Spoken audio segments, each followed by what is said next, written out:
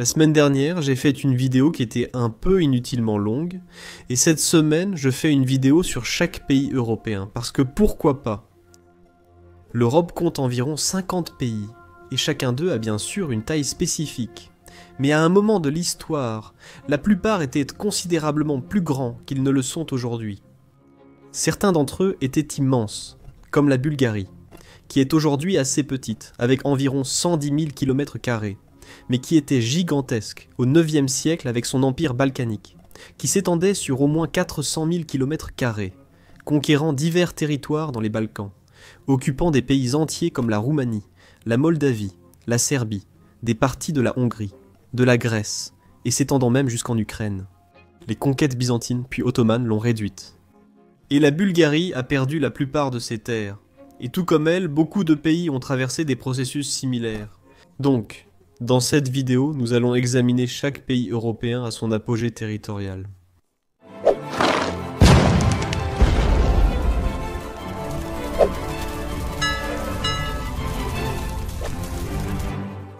Commençons par l'Albanie, par ordre alphabétique. Sa superficie actuelle est d'environ 28 000 km². Cependant, leur plus grande extension moderne a eu lieu lors de leur brève indépendance en 1912, lorsqu'elle incluait des parties du Kosovo actuel et de l'ouest de la Macédoine du Nord. Ils ne l'ont pas gardé longtemps. Peu après que la conférence de Londres de 1913 ait officiellement tracé les frontières modernes de l'Albanie, rendant le Kosovo à la Serbie à l'époque, et la Macédoine occidentale à la Serbie et à la Grèce. L'Albanie a également perdu la région de l'Épire du Nord, revendiquée aussi par la Grèce, et ainsi aujourd'hui elle est légèrement plus petite qu'elle ne l'était autrefois. Et puisque nous sommes dans la région, mentionnons le Kosovo tout de suite. C'est un pays très récent, et donc il est essentiellement aussi grand qu'il ne l'a jamais été. On pourrait le rattacher à l'ancien royaume de Dardanie, centré autour du Kosovo moderne au IVe siècle Aveto Jésus-Christ, mais ce serait tiré par les cheveux. Ensuite, il y a Andorre, qui est aussi grande qu'elle ne l'a jamais été. Fondée comme une coprincipauté en 1278, ce petit pays montagneux a toujours eu la même taille, soit seulement 468 km². Mais ensuite vient un grand pays, et l'un des meilleurs exemples de comparaison entre la plus grande étendue et la taille actuelle, l'Autriche. Sa taille actuelle est de 83 879 km², mais elle était autrefois bien plus grande. L'Empire austro-hongrois, qui a existé de 1867 à 1918, couvrait plus de 676 000 km². Et même si l'on veut soutenir que la majeure partie de cela était le royaume de Hongrie au sein de l'Empire, l'Empire autrichien à lui seul comprenait l'Autriche proprement dite, la Tchéquie, la Galicie, le Tyrol, la Slovénie et des parties de la Croatie. Avant cela, la monarchie des Habsbourg contrôlait encore plus de terres, y compris l'Espagne et des parties du Saint-Empire romain germanique à différentes époques. Les Habsbourg ont acquis des territoires par des mariages dynastiques, la diplomatie et les guerres, contrôlant une grande partie de l'Europe centrale et orientale. Après la Première Guerre mondiale, l'Empire austro-hongrois s'est dissous. L'Autriche est devenue une petite république, n'ayant jamais retrouvé sa taille d'autrefois. En Biélorussie, un pays commençant par B. Sa taille actuelle est de 207 000 km², mais elle n'a jamais vraiment été plus grande. Le concept de la Biélorussie est apparu après la fin de l'Union des républiques socialistes soviétiques. Avant cela, elle faisait partie d'autres grands États de la région, comme la République des deux nations, Pologne-Lituanie. Mais la Biélorussie n'est ni polonaise, ni lituanienne, dont lui attribuer cette taille serait une erreur à mon avis. Le seul État médiéval auquel je peux la rattacher est la principauté de Polotsk, qui existait sur une partie de la Biélorussie actuelle, mais elle était plus petite que le pays moderne. En ce qui concerne la Belgique, sa taille actuelle est d'environ 30 000 km². La Belgique n'a jamais été plus grande non plus en Europe. La seule exception que l'on pourrait faire à cette affirmation concerne les territoires qu'elle a occupés pendant sa révolution pour se séparer des Pays-Bas, tenant brièvement le Luxembourg et la province néerlandaise du Limbourg pendant la guerre. Néanmoins, l'empire colonial belge a connu son apogée au début du XXe siècle avec l'État indépendant du Congo, couvrant 2,3 millions de km². Mais mon propos ici n'est pas d'inclure les empires coloniaux, car il s'agissait précisément de cela, de colonies, et non de parties intégrantes de ce pays. Pour les besoins de cette vidéo et du concept global, nous nous limiterons à l'Europe continentale. Désolé Portugal, passons à la Bosnie-Herzégovine. Le pays actuel fait environ 50 et 1 000 km², mais le royaume médiéval de Bosnie, qui existait au XIVe siècle, couvrait aussi des parties de la Croatie, de la Serbie et du Monténégro. Cependant, leur plus grande extension n'a pas duré longtemps. Les Ottomans ont conquis la Bosnie en 1463, l'incorporant dans leur empire. Elle a ensuite fait partie de la Yougoslavie, jusqu'à son indépendance avec ses frontières actuelles. On peut dire qu'aujourd'hui, la Bosnie ne représente que la moitié du pays. La Republika Srpska, contrôlée par les Serbes, exerçant un pouvoir de facto sur l'autre moitié. Nous avons déjà parlé de la Bulgarie. Passons maintenant aux mers, en commençant par la Croatie. La Croatie a aujourd'hui une superficie de 56 594 km², mais sa plus grande extension remonte à des centaines et des centaines d'années, au royaume de Croatie aux XIe et XIIe siècles, qui était indépendant avant de rejoindre la Hongrie. Elle contrôlait la Dalmatie et des parties de la Bosnie. Son influence a ensuite décliné à cause de la domination des puissances voisines, comme les Habsbourg, les Hongrois et les Ottomans. Techniquement en dehors de l'Europe continentale, mais sur le continent européen, se trouve l'île de Chypre. Sa superficie officielle actuelle est de 9250 et 1 km², mais on peut dire qu'elle est en réalité moindre, environ la moitié, puisque l'État séparatiste turc de Chypre du Nord occupe la moitié de l'île. Mais entre les XIIe et XVe siècles, ils avaient plus de terre. Non seulement elle contrôlait toute l'île, mais aussi quelques petits territoires sur la côte du Moyen-Orient. Elle était gouvernée par la dynastie Lusignan, après que les croisés ont pris le contrôle de l'île à l'Empire byzantin en 1191. Elle fut ensuite conquise par les Ottomans en 1571. Avec la Tchéquie, on pense immédiatement à la Tchécoslovaquie, qui était bien sûr plus grande. La taille actuelle du pays est de 78 000 km², tandis que l'Union en faisait 140 000. Cependant, je crois que leur plus grande extension a eu lieu au XIIIe et XIVe siècle, lorsque le royaume médiéval de Bohême comprenait la Tchéquie proprement dite, ainsi que des terres situées aujourd'hui en Autriche au sud et en Allemagne au nord. En ce qui concerne le Danemark, sa taille actuelle de 42 933 km² semble assez petite, si on la compare à la plus grande extension de l'Union de Kalmar, qui a existé entre 1397 et 1523. Elle a uni le Danemark, la Norvège, la Suède, l'Islande et le Groenland. Elle a été réalisée par la reine Marguerite Ire du Danemark et contrôlait un territoire de plus de 2,8 millions de km². La Suède a quitté l'Union en 1523. Le Danemark a perdu la Norvège au profit de la Suède en 1814, mais a conservé le Groenland et les îles Féroé, qu'il détient encore aujourd'hui. Et il continuera à les garder parce qu'elles ne sont pas à vendre. L'Estonie et la Lettonie devraient, en fait, être traitées ensemble, car leur plus grande extension dans le passé a eu lieu lorsque les deux pays étaient unis, ou plutôt les deux régions. L'Estonie fait aujourd'hui 45 000 km². La Lettonie est légèrement plus grande, avec 64 000, mais elles étaient toutes les deux plus grandes autrefois, ne serait-ce que parce qu'elles existaient ensemble à travers la confédération médiévale de Livonie qui s'étendait sur ces deux régions baltes. Elle a finalement été absorbée par la Pologne, la Lituanie, la Suède et plus tard la Russie. Ils ont retrouvé leur indépendance en 1918, puis à nouveau en 1991. Nous devons encore interrompre l'ordre alphabétique pour parler de la Lituanie, puisque nous sommes sur le sujet. Sa taille actuelle est de 65 300 km², mais à son apogée, le Grand-Duché de Lituanie, du XIVe au XVIe siècle, faisait 132 000 km². Elle s'est ensuite unie à la Pologne pour former la République des deux nations, qui couvrait un gigantesque million de kilomètres carrés. Finalement, elle s'est affaiblie et a été partagée entre la Russie, l'Autriche et la Prusse. Et je dirais que c'est aussi la plus grande extension de la Pologne elle-même, même si à d'autres moments de l'histoire, elle était également plus grande qu'aujourd'hui.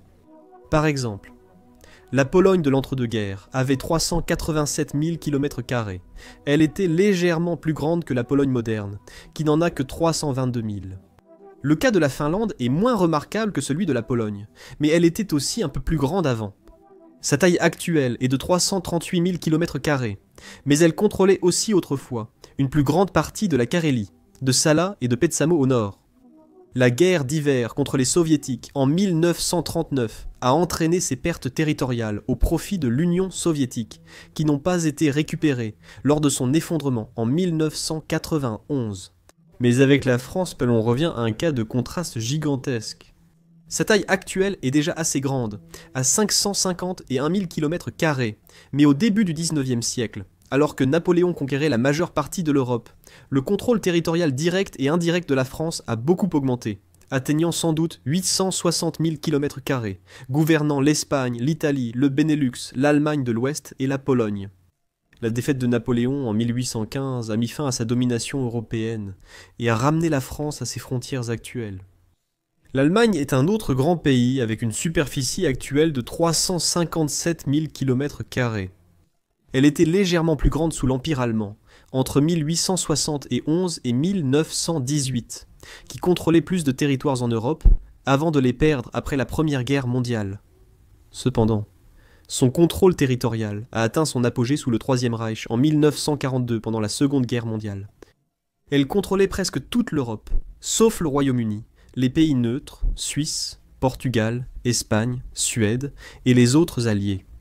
Le contrôle direct de leur territoire était d'environ 633 000 km², qu'ils ont entièrement perdu après la guerre.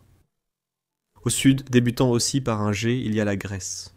Actuellement, avec 130 et 1 000 km², il est un peu difficile de choisir quel ancien État nous devrions examiner lorsqu'il s'agit de mesurer la plus grande étendue d'une nation grecque. Je suppose que ce serait soit l'Empire byzantin, soit peut-être l'Empire d'Alexandre le Grand, avec ses impressionnants 2 millions de km². Bien que beaucoup affirment qu'Alexandre était macédonien, attribuant le statut de prédécesseur à la Macédoine du Nord, qui ne fait aujourd'hui que 25 000 km². C'est un point de grande dispute entre les Macédoniens et les Grecs, qui ont leur propre région de Macédoine, sans doute plus liée au royaume d'origine d'Alexandre. La plus grande extension de la Grèce moderne, je suppose, était techniquement en 1920 avec le traité de Sèvres, qui lui a donné la Thrace et des parties de la Turquie, mais ce contrôle ne s'est jamais concrétisé. On peut dire que la Grèce a atteint sa plus grande extension territoriale à ce jour. La Hongrie, cependant, est un autre exemple fascinant d'un pays qui était objectivement beaucoup plus grand autrefois. Aujourd'hui, elle fait 93 000 km², mais le royaume médiéval de Hongrie s'étendait sur la Hongrie actuelle, la Slovaquie, la Croatie et des parties de la Roumanie, de l'Ukraine, de la Serbie et de l'Autriche, et contrôlait la plupart de ces terres au sein de l'Empire austro-hongrois jusqu'à la fin de la Première Guerre mondiale. Le traité de Trianon en 1920 a réduit la Hongrie d'environ 2/3, lui faisant perdre la Slovaquie, la Transylvanie et la Croatie. L'Islande, comme c'est le cas pour presque toutes les îles, est aussi grande qu'elle l'a toujours été, contrôlant l'intégralité de son île avec 103 000 km². Le cas de l'Irlande, en tant qu'autre île, est similaire. Elle ne contrôle pas toute l'Irlande aujourd'hui, mais c'était le cas avant la domination britannique. Il y avait un seul royaume d'Irlande uni au XIIe siècle. Sa taille actuelle est de 70 000 km², mais l'île entière fait 84 000 km², donc je suppose qu'elle était un peu plus grande avant. Le cas de l'Italie est similaire à celui de la Grèce, et il faut remonter jusqu'à l'Antiquité, à un état prédécesseur discutable, pour trouver le plus grand contraste. Leur taille actuelle est de 300 000 km². On pourrait dire que leur plus grande extension était l'Empire romain, à son apogée au IIe siècle après Jésus-Christ, lorsqu'il contrôlait une grande partie de l'Europe. Mais les Romains étaient-ils vraiment un prédécesseur direct de l'Italie moderne ? Je pense qu'une comparaison équitable serait de regarder la taille du royaume d'Italie au XXe siècle, avant de perdre ses terres conquises à la fin de la Seconde Guerre mondiale. Ils ont fini par posséder la Corse, des régions du sud de la France, de l'Istrie, de Trieste, de la Dalmatie et de l'Albanie. Et souvenez-vous comment la Pologne a finalement été partagée entre ses voisins ?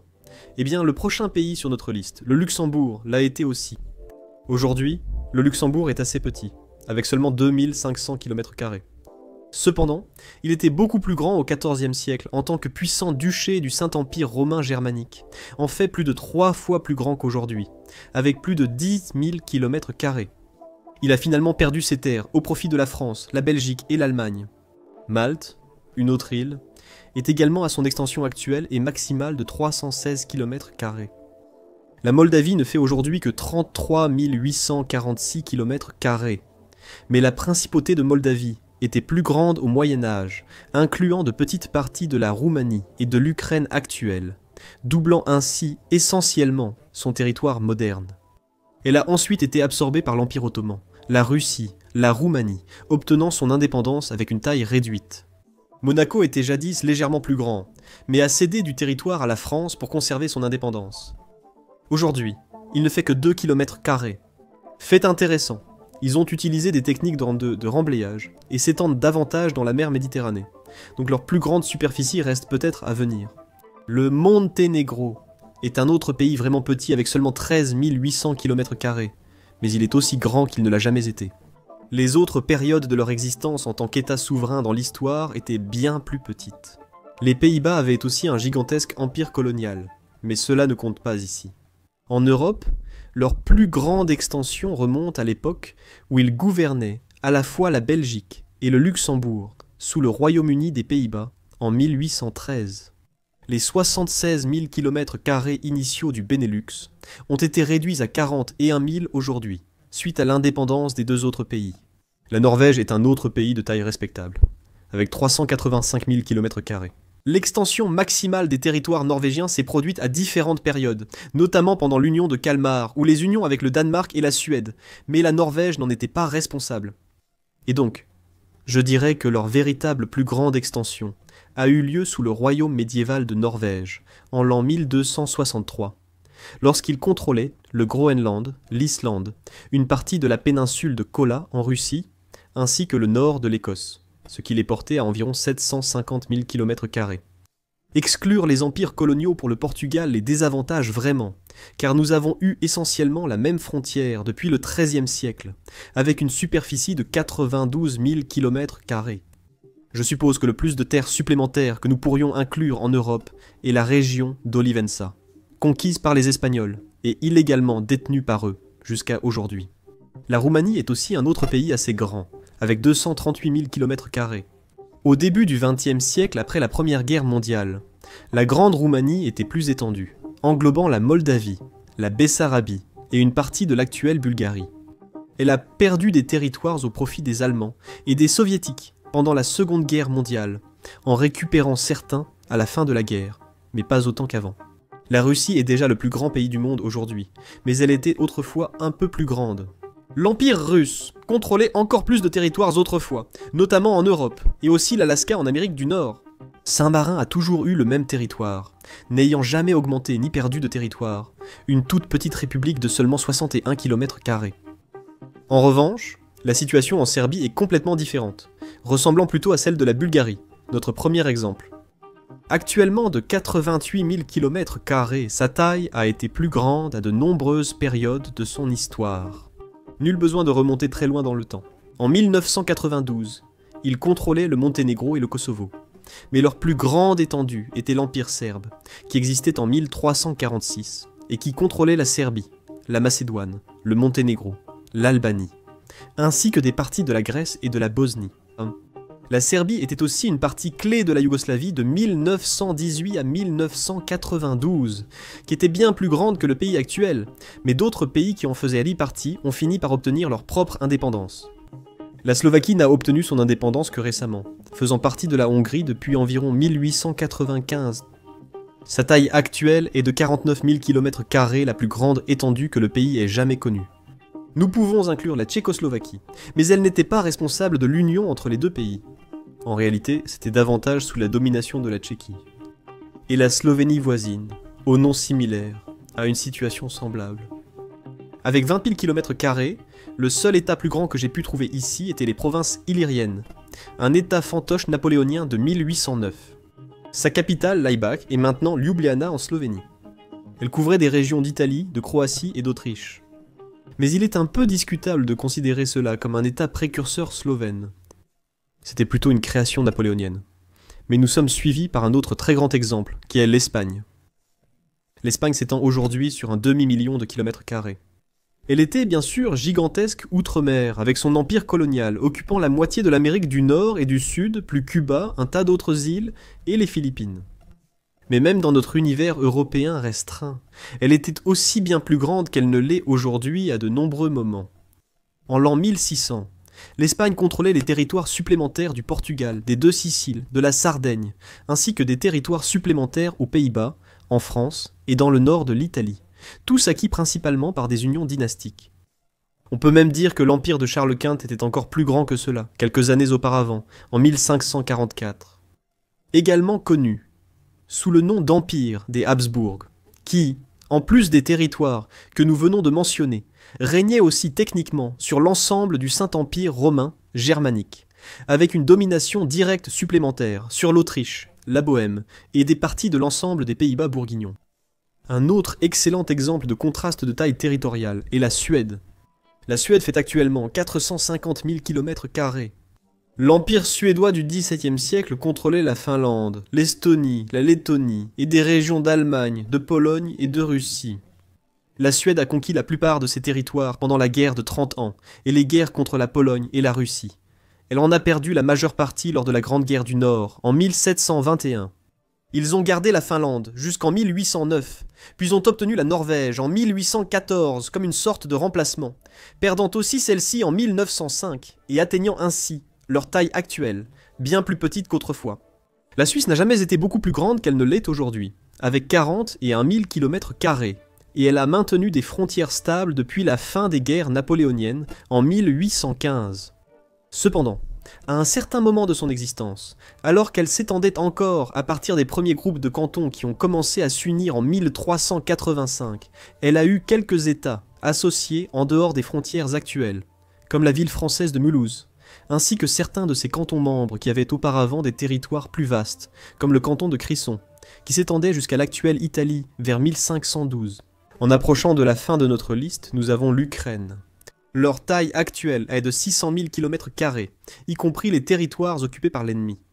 Leur plus grande étendue serait peut-être la Rousse de Kiev, qui a existé entre le 9e et le 13e siècle et contrôlait une grande partie de l'Europe de l'Est. Elle a ensuite été dissoute lors des invasions mongoles, mais il serait peut-être incorrect de considérer la Rousse de Kiev comme un seul État. Bien qu'ayant débuté ainsi, il s'agissait davantage d'une agrégation de principautés. Leur superficie totale était d'environ 1 300 000 km². Et enfin, le Royaume-Uni. Sa taille actuelle est de 243 000 km², tandis que l'Empire britannique, à son apogée dans les années 1920, était le plus grand de l'histoire, couvrant 35 500 000 km². Nous n'incluons pas ici les empires coloniaux, dont la plus grande étendue de l'Empire britannique. En Europe, ce serait lorsqu'ils détenaient toute l'Irlande. Cela n'a que brièvement étendu leur territoire. Cependant, l'Angleterre est à considérer. Revenons à l'Empire angevin en 1190 lorsqu'il régnait sur l'Angleterre, une partie du pays de Galles, de l'Irlande et près de la moitié de la France. À l'ouest, l'Aquitaine, la Bretagne, la Normandie et quelques autres régions. Voilà donc chaque pays européen à son apogée territorial. Avez-vous remarqué des erreurs ? Et aimeriez-vous voir l'un de ces pays retrouver sa plus grande taille? Dites-le moi dans les commentaires. Un grand merci à mes soutiens sur Patreon pour leur soutien. Je mettrai en ligne sur Patreon les cartes haute résolution utilisées dans cette vidéo. Donc, si vous voulez imprimer une carte de la Serbie à son extension maximale pour l'accrocher à votre mur, vous pouvez rejoindre notre communauté là-bas, soutenir la chaîne et obtenir cela aussi. Sinon, j'espère que vous avez apprécié simplement regarder la vidéo. Et je vous retrouve la prochaine fois pour plus de culture générale.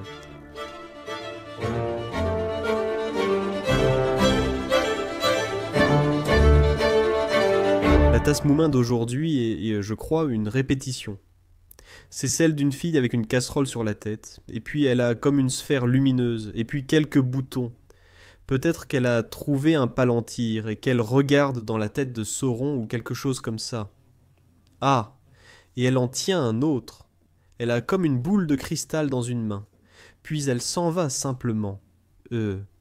Parce qu'elle m'a entendu dire toutes ces bêtises.